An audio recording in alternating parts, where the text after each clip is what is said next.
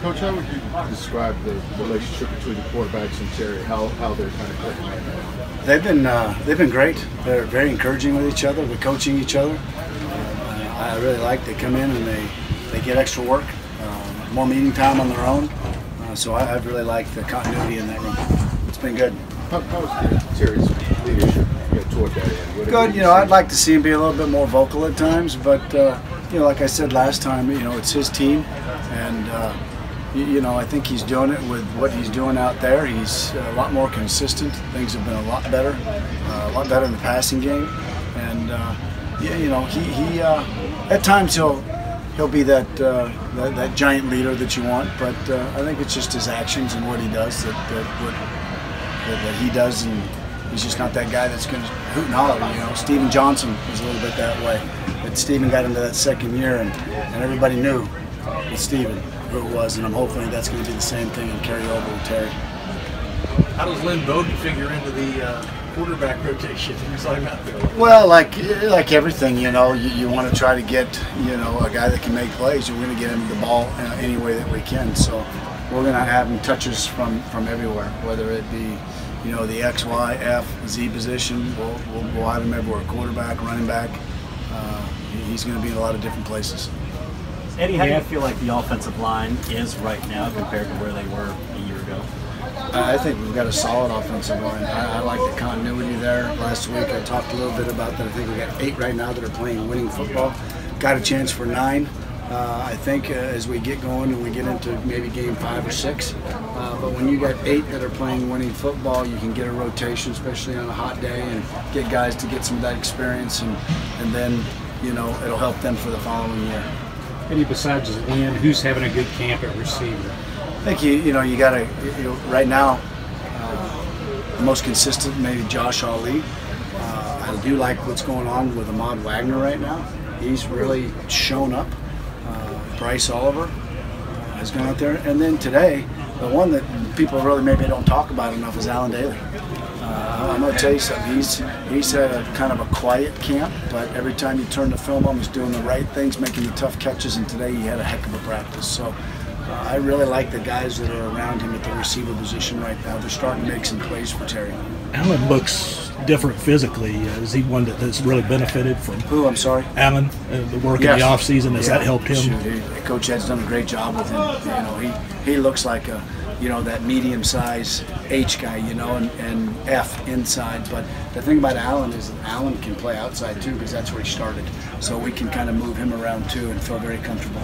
How would you describe the running backs, their progress in terms of working with Terry, catching passes out of that? You know, we dropped one today, but you know, they all have really good hands. I'm excited about that room. It's a great room. They'll bring something a little bit different to the table, but I like their toughness, and I like their camaraderie. Terry said on Saturday that he felt a little more comfortable after scrimmage, and Coach Speaks seemed to agree with him. How comfortable did he seem today, just from what you saw in practice? Really good practice today for Terry. Made some really good plays. Didn't turn the football over. Yeah, he was, I think, 17 for 20 his first scrimmage, and 16 for 20 with a drop this scrimmage. You know, so we're around there. You know, and that's only 35 plays. You know, to 37 plays, and yeah, you get into 80 plays in a game, and you can have that kind of consistency and that kind of target. We'll be a little bit more successful throwing the ball, which obviously we need to be. But I do like where we're at right now after, you know, 15 days of practice. We got a lot of work to do. Coach talked a little bit about inconsistency. You get that hot day, but you gotta fight through it.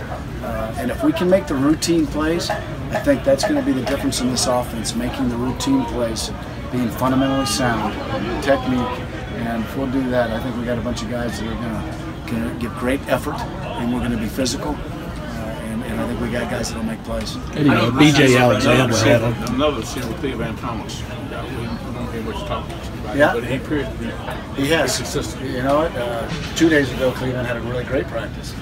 It comes down with Cleveland. It comes down to the consistency part of it. But Cleveland will definitely be a guy that's going to rotate in there. He'll take some snaps for Lynn, and he's another big physical guy like AD, you know, like Allen. And he gives us something too. He's faster than what you think. How do you plan on spreading the wealth with 3 capable running backs, and then how do you like that unit along? It's going to be interesting to see how that all plays out. I think they'll all get reps. I don't think there's any question about that. If somebody's got a hot hand and he's going, we're going to let him eat. If it's hot, then we'll keep rolling them. So when we get in the fourth quarter, they're still tackling a fast, fresh running back.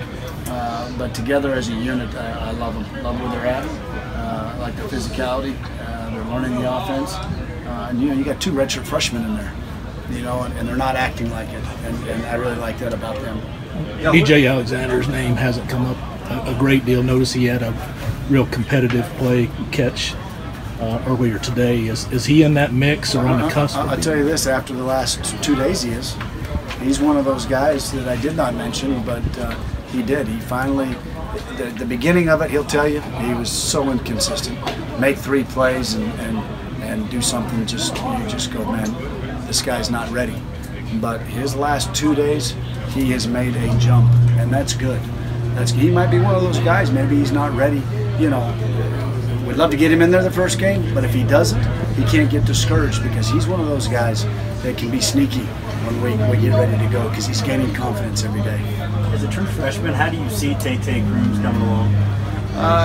Up and down, a little bit, spinning a little bit. Kind of like Travis Tisdale and all the rest of the freshmen.